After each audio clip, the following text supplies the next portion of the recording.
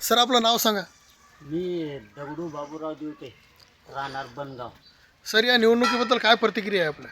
या निवडणुकीबद्दल छत्रपती संभाजीनगर जी जिल्हा परिषद आहे याचे उमेदवार जुने जे समजा संपूर्ण जो वेळ आहे तो रवी भैया कुलकर्णी हे जुने कार्यकर्ते असल्या कारणानं यांना बागडे नाना, राजस्थानचे राज्यपाल महामहिम बागडे नाना यांनी व आपल्या फुलंब्री तालुक्याचे आमदार अनुराधाताई अतुल चव्हाण यांनी रवी भैया कुलकर्णी यांच्या कामावर विश्वास ठेवून आणि यांचं जे पक्षासाठी जे कार्य आहे याच्याबद्दल विचार लक्षात घेऊन रवी भैया कुलकर्णी यांची मिसेस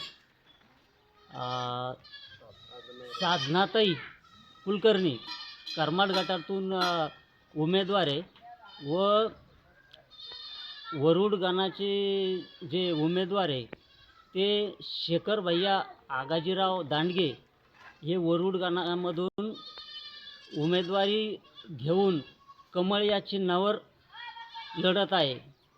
तर या भागामध्ये आपल्या फुलंब्रीचे जे पूर्वीचे आमदार राहिलेले हरिभाऊजी बागडे नाना यांचा जवळपास 40 वर्षाचा कार्यकाळ हा फुलंब्री विधानसभेसाठी गेलेला आहे. तर बागडे नानाचं जे कार्य आहे ते बागडे नानानं जनतेसाठी कोणाच्या एकट्या कार्यकर्त्यासाठी वैयक्तिक लाभ न देता बागडे नानानं दूरदृष्टी ठेवून जे विकास कामं केले ते जलसिंचनचे कामं असतील, जे तळ्याचे कामं असतील. बागडे नाना आमदार असताना बागडे नानानं ह्या भागामध्ये लाईटची लोड शेडिंग ही अति परेशान करायची.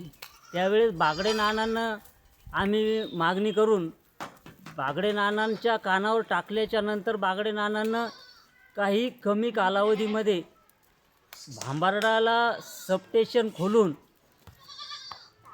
तिथं एक ऊर्जा केंद्र तयार करून बागडे नानांनी या भागासाठी लाईन पुरवठा केला व त्यानंतर लाईटची व्यवस्था सुरळीत झाली व वीज पंप हे व्यवस्थित चालायला लागले व आमदारानं हा जो रस्ता होता या रस्त्यासाठी पण लक्ष घालून रस्त्याचे कामं पण चांगली केलेले.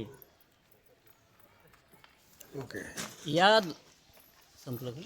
नाही बोल. ह्या धोरणाला लक्षात घेऊन जिल्हा परिषदचे करमाड गटाचे उमेदवार साधनाताई कुलकर्णी ह्या निवडणूक लढवत आहे व वरुड गणाचे उमेदवार शेखर भैया दांडगे हे पण बागडे नानाच्या व सौ अनुराधाताई चव्हाण आमदार फुलंब्रीच्या यांच्या कार्याच्या जोरावर व विकास कामाच्या जोरावर हे निवडणूक लढवत आहेत.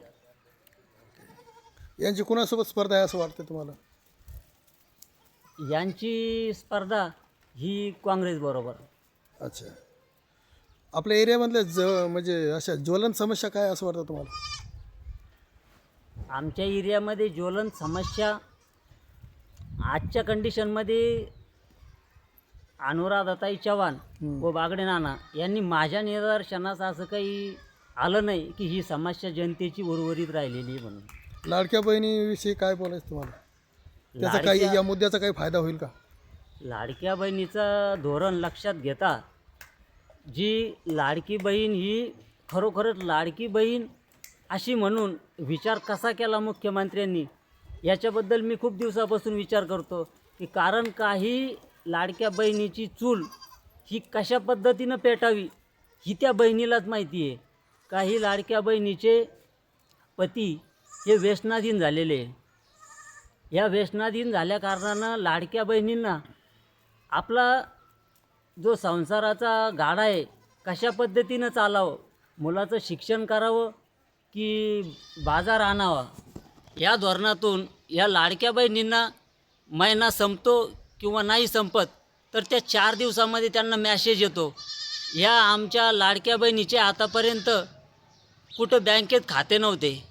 त्यांना कशी सही करावी आणि बँकेतून पैसे कसे काढावे हे सुद्धा त्यांना अधिकार नव्हता आणि माहिती नव्हती.